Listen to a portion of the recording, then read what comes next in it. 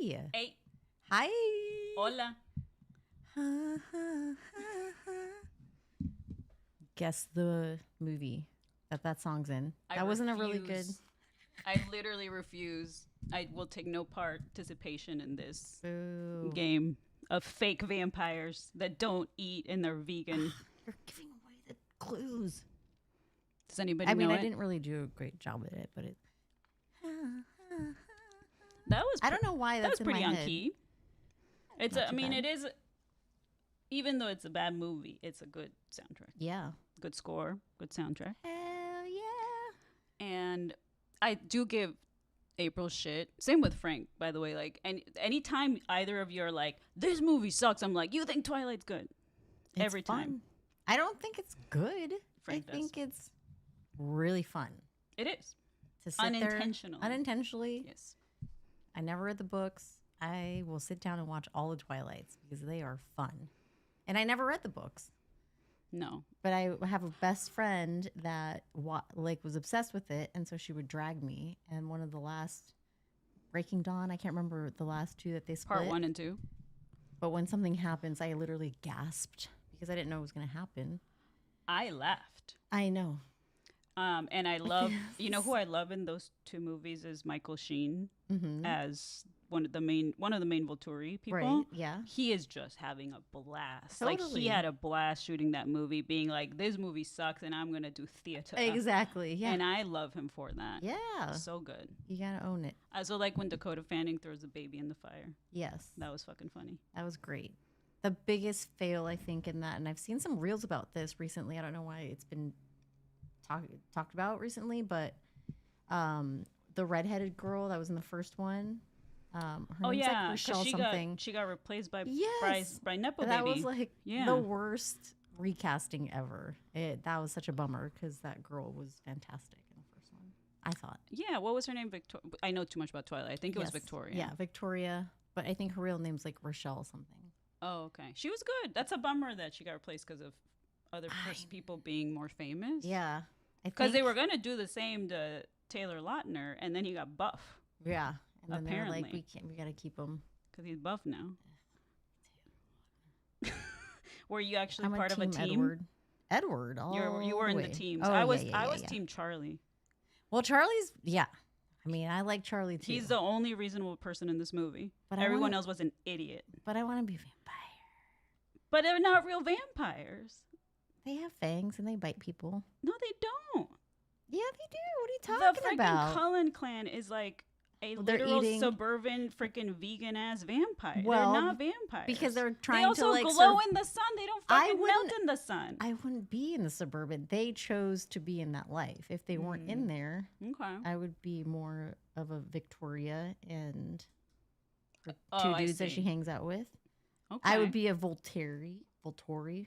Okay, that makes sense. Those are but they still glitter in the sun. Like they don't melt Who in the sun. doesn't like glitter? Me? I love glitter. Anyways, welcome to our Twilight Hour. King Sportscast says sparkles, yes. Exactly. Anyways, how's it going, y'all? Hello. Happy Cheers. Horror Ho Hour. I Salud. am drinking water today because I got Cheers. stupid, not diet, but I'm not drinking alcohol this week Which is good. because I'm wearing a crop top next week Ooh. for a video shoot, and alcohol makes you bloated. It does. So. It's the only week I'm not drinking beer. Oh no, I gotta sneeze all of a sudden. She doesn't want to be in the screen when she sneezes. But anyways, Or maybe cough. There's we have some incense running and it smells really good, but I think I kind of just you got a whiff of it? Yeah, if you're Mexican or Hispanic and your mom ever fucking toasted los chiles to get the skin off, that makes so much smoke and it smells so good, but it gets, the minute you get a whiff of it, you just immediate cough attack where you cannot control it and you have to get out of the house. That's a good point. Or apartment. But it's delicious. It's so good. Está riquísimo. Yes. Buenísimo. Well, cheers, guys. Salud, salud.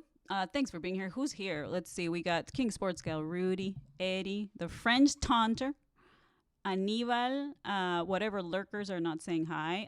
So when we stream, we usually stream at 4, but we decided to stream at 5 today and maybe in the future because shit's early.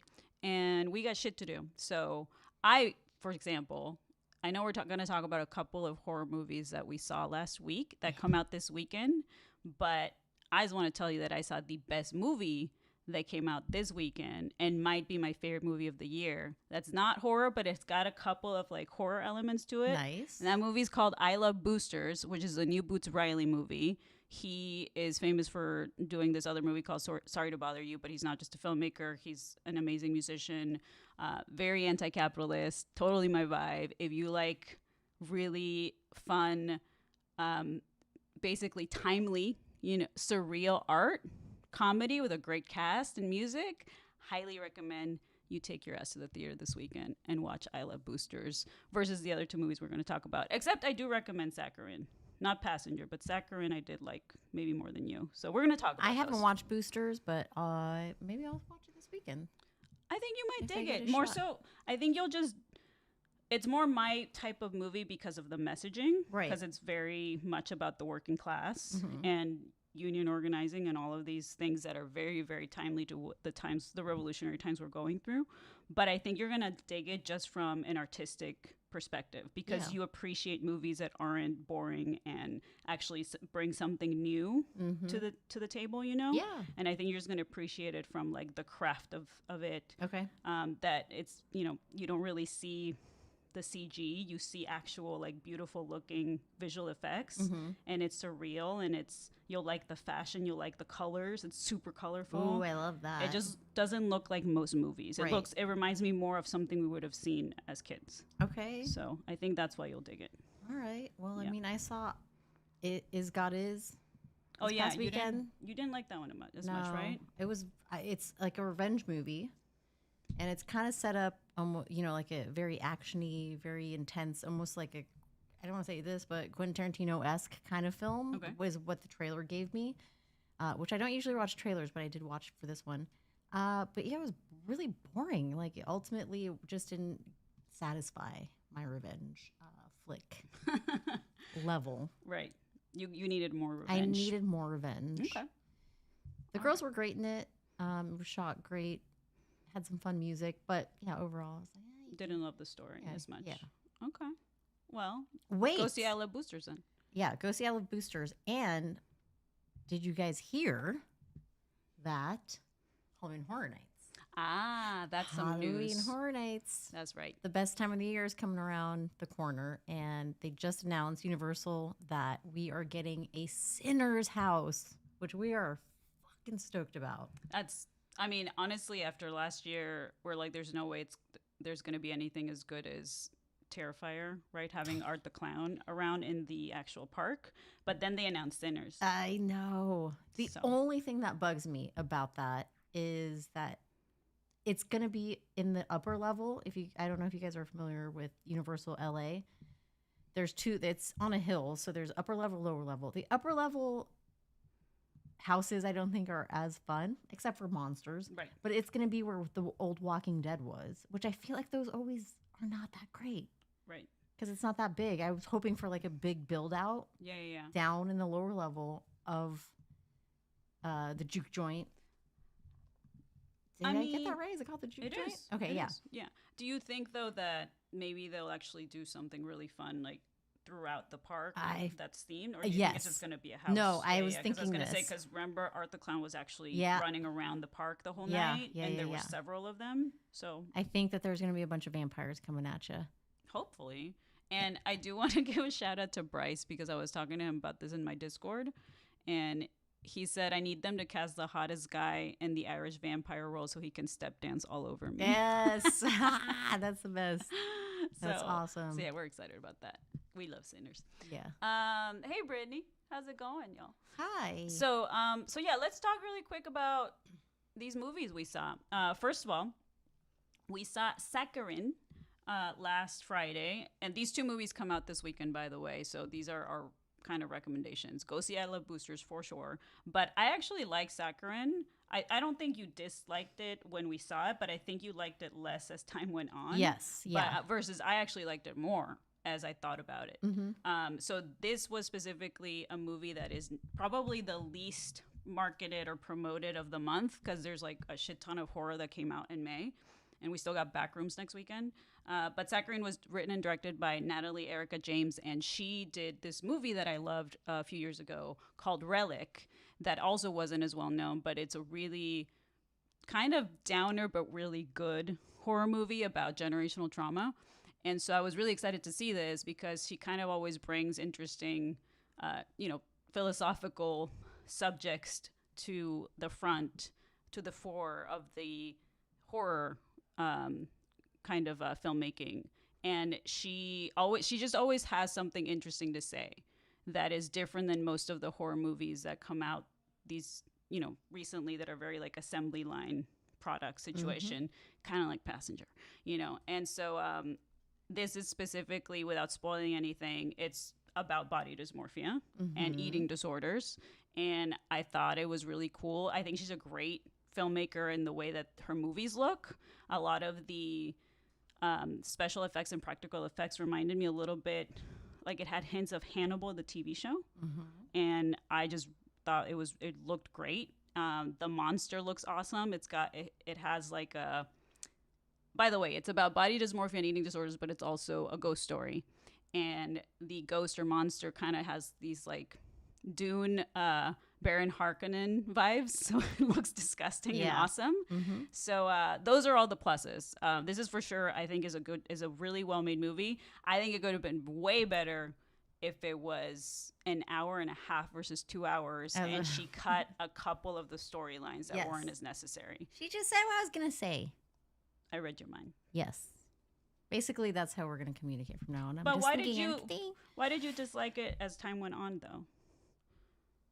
I think the length of the movie I kept thinking more about those two other subjects that she was focusing on that she inserted into the movie that just had to leave. And then I was like, she could have just made this like, when you see it, you'll see like the ultimate ending and the reveal that happens. I could have just gotten that movie where she just focuses on that and we get like a full-fledged almost this girl just going nuts and going crazy and she's getting because nuts. This ghost is attached to her now. And that's what I wanted. And the fact that I'm like, oh, but why do they have to insert that? Which it makes it more human, right? Like, and more emotional to the audience. But again, it made it way longer and it also just didn't do it for me where I was like, you could have just cut that out and then I would have been happier that way. And I kind of feel the more I think about Obsession, have you guys seen that? It's getting a lot of praise out there. Is my like idea of doing like a movie with that whole wish stick is what he should have made it an anthology. That would have been. They actually talked about that. Oh, they did? Yeah, they talked. I think I forget funny. who. I don't know if it was Perry, but somebody that was interviewing him. He was mentioning that that it would be cool as a TV show and have each episode actually be a different wish and a different character. Exactly. So yeah, I didn't even see that. Sorry, Perry. But I was thinking about it on like one of my walks, on my hikes, and I was like, that movie would have been so cool if he just made it an anthology and then had point of views of every different character. Yeah. Totally. Did you guys like Obsession? A lot of the people in my Discord are loving it. And a lot of my friends think it's one of the best movies of the year. And April and I were like, it's fine. It's like, there's other movies that are way better, I think. But I think I said this on the Merry Hour, but April was passed out on the couch. No, I wasn't. I was not there. That was Saturday. Literally, it was not That's there. just what happens on Saturdays. Yeah, we went to a tiki bar out here. And I went in strong and I had a really strong drink for the first one and I hadn't had a lot to eat.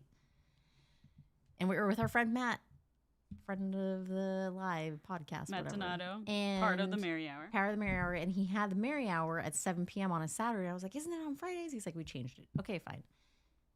We get to drinking. I had, I think, 4 drinks of these like tiki drinks. And by the time we got to where he had to go, I was done. She was done. I was done. Yeah. And I rewatched the Merry Hour to make sure that I wasn't being a maniac in the background, but I wasn't. I was on the couch the whole time. She said like 2 things and the audience couldn't hear her. And one of them, I think it was Mike Joyce that asked, what do you guys drink? and I was literally starting to describe, oh, I had a painkiller, and you just hear April in the background go, woof. We thought she was sleeping on the couch. Because that's one of the ones that I had too. Just hard alcohol is not for me, guys. Yeah. No. Well, hard alcohol and sugar. I would think two everything drinks turns into that you sugar. ordered and chugged were I did not for chug anything.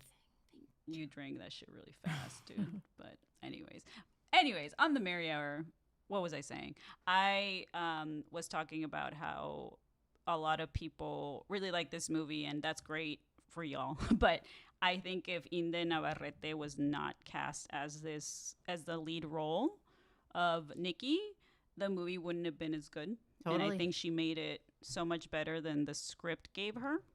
I think Curry could have used a little bit of help on the script, and I would have loved this movie. So yeah, it's not bad though. I enjoy the filmmaking aspect, the music. There's other stuff that's really good about it. I just didn't think the story was that amazing compared to a lot of people are kind of saying, oh, this like touched me, and I'm like, great, some people are saying it really, really touched them in their feels. So I'm like, good for you. Now, is it mostly men being like, no, even women? Like some women were saying that it reminded them, it was like a cathartic experience to see themselves in it, having gone through emotionally abusive relationships and things like that. Mm-hmm. It's just that what's interesting about that is that I think for both you and I, we wish it would have done more for that. Which is, you shared a fantastic review by Andrea. I can't remember her name. Oh, Angelica Jade Bastian. Yes. Always read her critiques. She's a fantastic film critic. If you have not read her review on Obsession, you should read it. Yeah. Because when I read that, I was like, wow, yeah, there's two people I read constantly that are my favorite film critics to read, and one of them is Angelica Jade Bastian. She writes for Vulture magazine, and then David Ehrlich, who writes for IndieWire. And they just, number one, they're just fantastic writers. Even if you don't agree with their viewpoints, their writing is great to read. But she was able to describe so well and beautifully our issues with the script. Oh yeah, and Nikki's character and how it wasn't explicit that this man was an idiot that you shouldn't really be rooting for. Yeah. So, right. Yeah. Anyways, but that's another Indy was great conversation. So, but yeah, how do we get on this? So yeah, Saccharine, I really liked it. You liked it all right. I think, what's funny, to jump ahead a little bit, the next movie we're going to talk about, Passenger, is we saw that 2 days later. Right. And it made me appreciate Saccharine way, way more because of the quality of both films. Mm-hmm. So even though when I saw Saccharine, as time went on, I kind of was like, hey, you know what? I kind of don't like, I didn't really love it. It's fine. It's a fine movie. And then we saw Passenger, and I was like, Saccharine gets bumped up a lot because holy shit, someone actually put love in this movie. This other movie that we're going to talk about, Passenger, that is coming out this weekend. We got to saw on Monday. We got to go to the Paramount lot. And it was really cool. We got some free food. That were really yummy hot dogs there, funny enough. But because we were going to the Paramount lot, I wore my Eat the Rich jacket. Fuck yeah. So if you look on Getty Images, I'm wearing my Eat the Rich jacket at the Paramount. And I'm standing awkwardly. What do you do with your hands on those things? That's what Perry always says. Hey, what do you do? Yeah. I got to figure it out. Yeah. I think you look great. Well, thanks. You look always hot. But yeah, tell us about the movie, April. Passenger is, I think you put it the best way possible in your Letterboxd review, that you said the couple is just unlikable. And Dorina said a Hallmark style relationship. And that is exactly what you get in this movie, where it's this couple that's on, they're kind of like living nomads, like they're in their van and they're moving from place to place. One of them wants to basically settle down and be, have a home, and the other one wants to keep doing this traveling. So they kind of have issues, but then obviously there's things happening where they come across this route where there's a spirit that attaches to you. And the movie's just overall, not only is it's long, it's boring, it is very generic, where you watch this movie and it almost feels like you're watching a cheap The Conjuring is not the best movie. It gets the job done, but this is a step down from The Conjuring. And it even has the main villain, the passenger looks like one of the Conjuring characters. They do use some practical effects in this, which I do appreciate. You know, it's Always. actually a person in makeup, but it's just like it's a bunch of jump scares, And there is still a lot of CG in it. That's bad. and there's a lot of CG blood and there is CG in it. And then overall, it's just like it's almost like a Tubi movie. And there's some Tubi movies that are good, like Hey, Match. Match was we good, like Match. but it just didn't do it for us. And they do a lot. They rip off some stuff that I don't want to give away, but like they rip off some movies where I was just like, that's just easy out. I don't mind talking about that because it's not really a spoiler. But here's the thing. We were like mad. I was mad. I when they actually did do that, it actually did make me mad from like a horror nerd level. But I agree with everything you said, and we talked about this after the movie. First of all, we went to the Paramount, and we were happy to see some of our friends there, like Angel and Bridget, Angel from Fangoria, and there's some like influencers that we know that are very lovely people, like the Ghoul Daddies and Horovix and Vanessa. Like they're really nice, awesome people. But a lot of the other influencers that go to these screenings, boy, were they freaking obnoxious throughout the screening. Mother of they pearl. they were basically reacting as if they were being filmed. It was really weird and obnoxious, and everybody was really scared throughout nothing. So it was really interesting how people are saying they're fucking so scared of this movie, and April and I are just sitting there like Daria. And it was almost like when we got out of the film, there was a group that was kind of far from it. We were on the right side and they were on the left side, and they would not stop talking. And we were talking about this after the fact. It's almost as these influencers are reacting as they're getting, like if they're getting filmed. Maybe they were filming each other to get their own reaction, but like we said, it's so obnoxious. And you guys know that we're not here to be fucking influencers. We appreciate the invites and we will always go, but we're going to be honest with you. And that type of presence is just aggravating. Yeah. And you can call us old if you want. I don't care. That's fine. We're Clint Eastwood, except but be respectful. If I'm not going to say like maybe these people are truly scared. Right. I know people that, you know, that actually were feeling things and they were nervous and they were having anxiety during this movie. But Bridget and Angel behind us, like Bridget gets scared at everything, and she was literally covering her ears and freaking out. But I know that she's not being loud and obnoxious about it. Right, she's actually scared, and that feel was the things and just. And I like going to movie theaters where people are loud, but it's different when they're scared versus when you can tell that they're performing. Yeah, right? And exactly. So that's the difference. Yeah. So. It's like, oh, what can I say next to make the audience laugh? Yeah. So and not pay attention. I'm like, nobody's filming you right now. As bad as the movie is, always respect the film. If you're in a theater with other people. And other film goers. I'm not saying you can't not have feelings or make noise, but like if you're being a jag off out there and just. Agreed.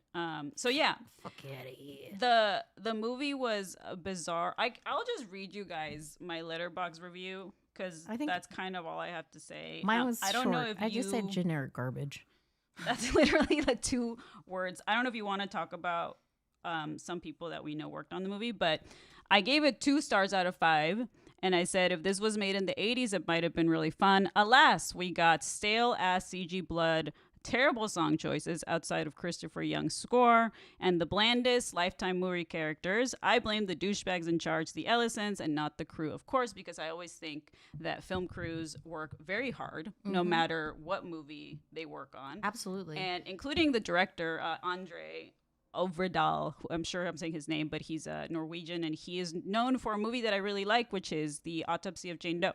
So a lot of these people have worked on other movies before that are quality, right? And sometimes some suits or some executives are like, no, let's change this. And actually, can you promote marriage and nuclear family characters because that's what my boss in the White House wants, you know? And so that's kind of like, it's so weird to have these 2 main characters or protagonists, this couple that are, you know, people of color and that were the blandest, most 2-dimensional like characters of like, oh, we're fiancés, and that's like there's nothing to them other than the fact that they're getting married. Yeah. Right. So it was not great. And I do want to add I do think that the movie would have been, like I said, it would have been good if it was in the 80s and it was made with practical effects and it was actually just a fun kind of road trip horror movie. Yeah. But damn, the scares and the look of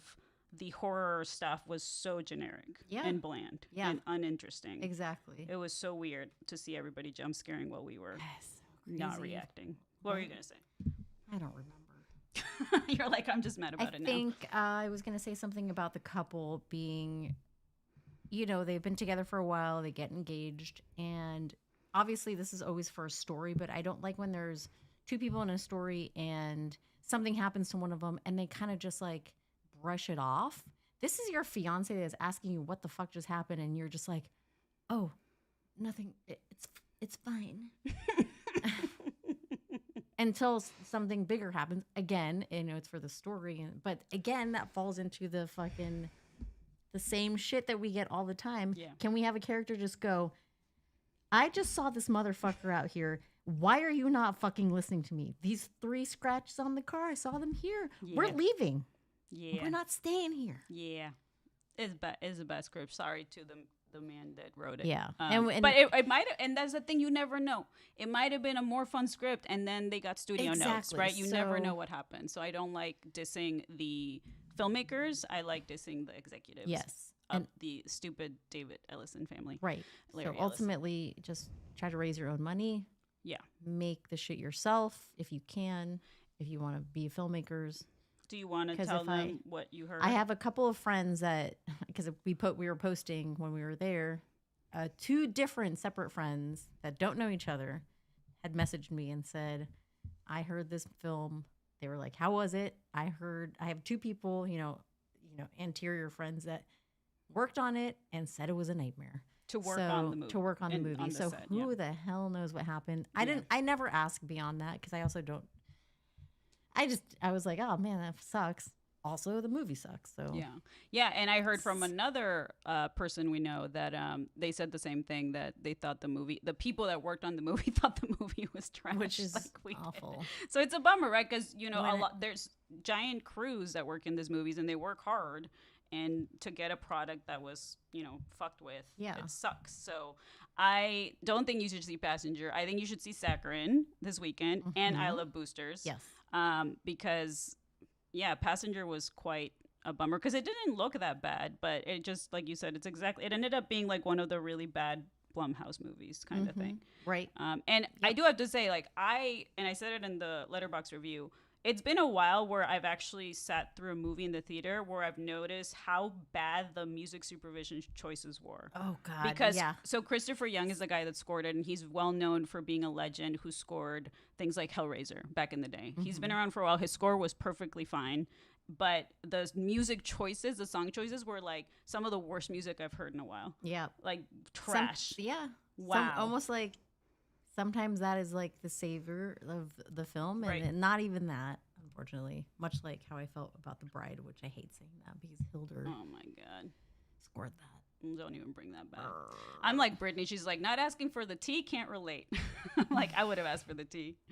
I'm with you, Brittany. I'll ask him when I see them in like real life.